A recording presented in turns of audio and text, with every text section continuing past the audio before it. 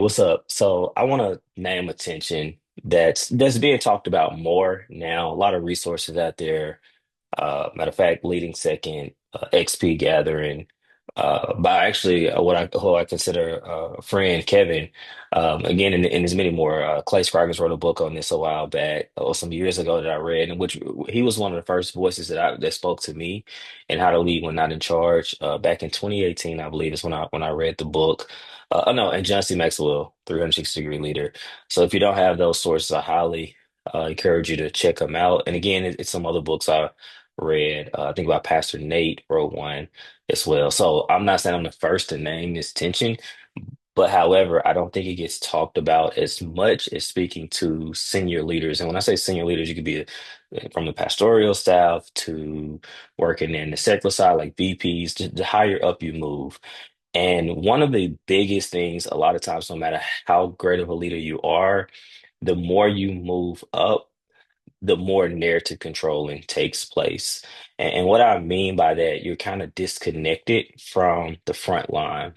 Now, in a small church setting, and it might be a little bit different, but again, as the ministry grows, as things happen, it's only so many people that the pastor can provide that care to, as well as trying to work, of course, praying and hearing from God for the vision for that local church. So this is where associate pastors, associate ministers, whatever terminology you want to move, like leading from that second chair, third seat, and on really, really matters.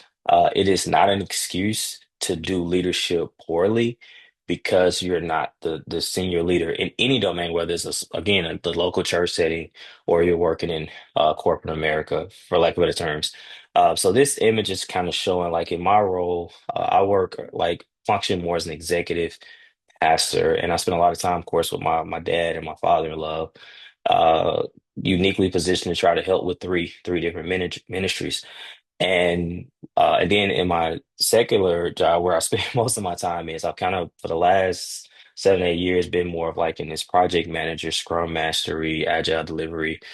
Then I moved to the strategic role, and now I'm transitioning to what they're calling like an enterprise systems coach. So I'll be sitting in the middle a lot, working very closely with senior leadership and real close still with the teams, a team of teams approach. And one of the tensions that that's going to bring is this right here. And this is what I want to name and kind of talk about. So if you're a pastor, I encourage you to watch this video with your team or your key leaders. Like you should have a key leadership team, eldership team, or something of that nature. And this is the thing that's often overlooked and it's not named. And I'll get into that. But one of the main tensions that I face again is like, okay, I'm just going to talk in this context is that you have the vision from the senior leadership team.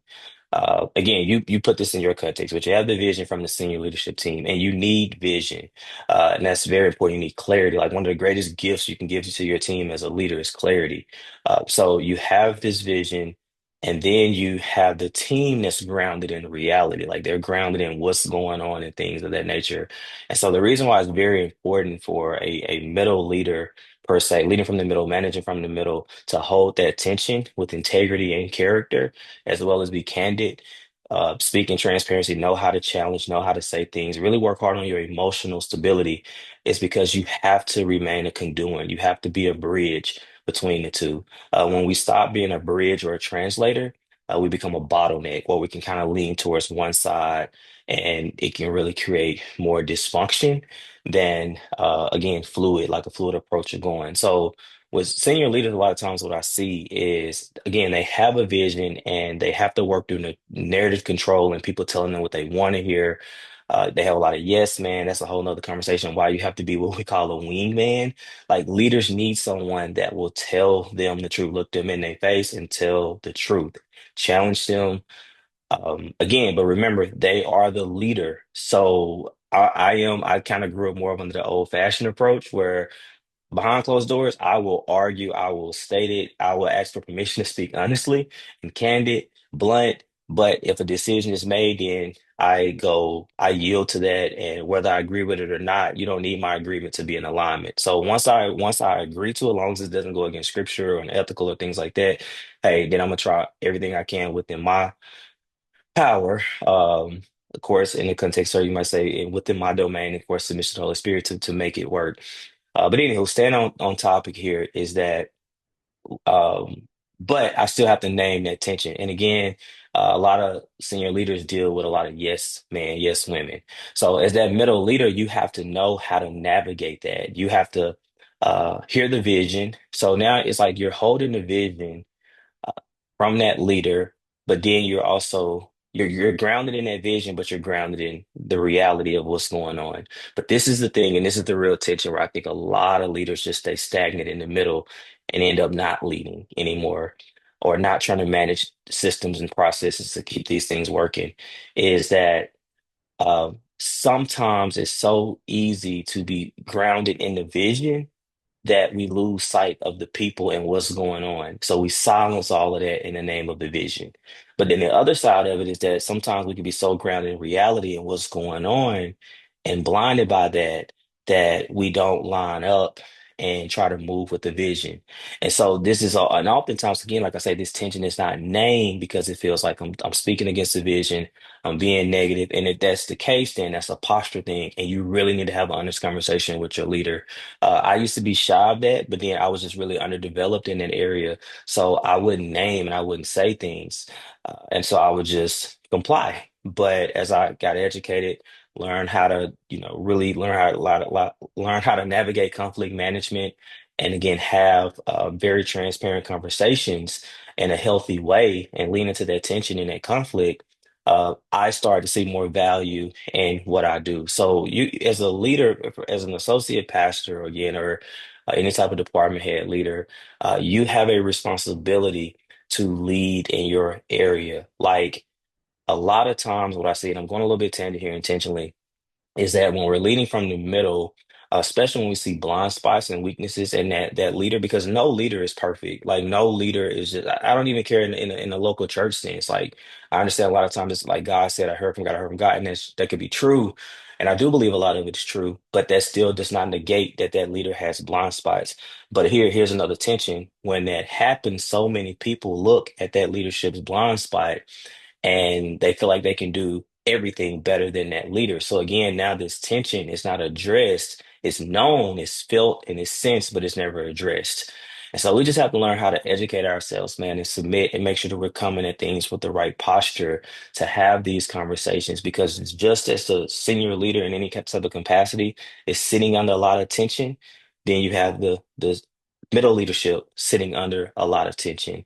And when you have both of these tensions and they're not, again, being talked about, not being addressed, not having conversations, not hearing one another, versus just staying in your position and holding your position. Like we have to talk, we have to be a conduit and a bridge.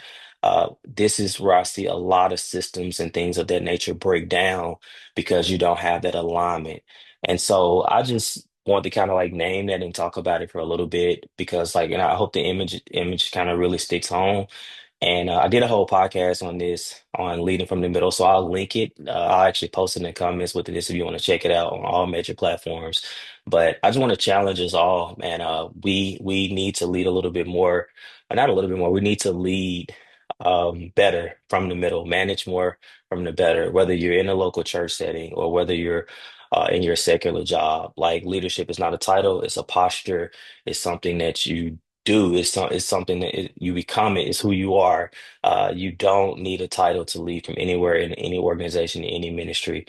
That's why I'm real big on what I like to call, John C. Maxwell made it popular, called the leadership table. And the leadership table is like, hey, we're going to drop all titles. As a leader, we're going to put some things out there and we're going to see who take those things by the horn. Because sometimes titles get in the way.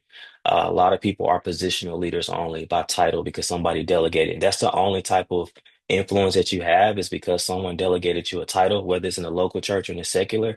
I can tell you right now, you are operating at the lowest level of leadership because you cannot work your way up to being an influential person to lead. So that's all I want to say, man. I hope this helps. And again, I'll drop the podcast link in the comments below.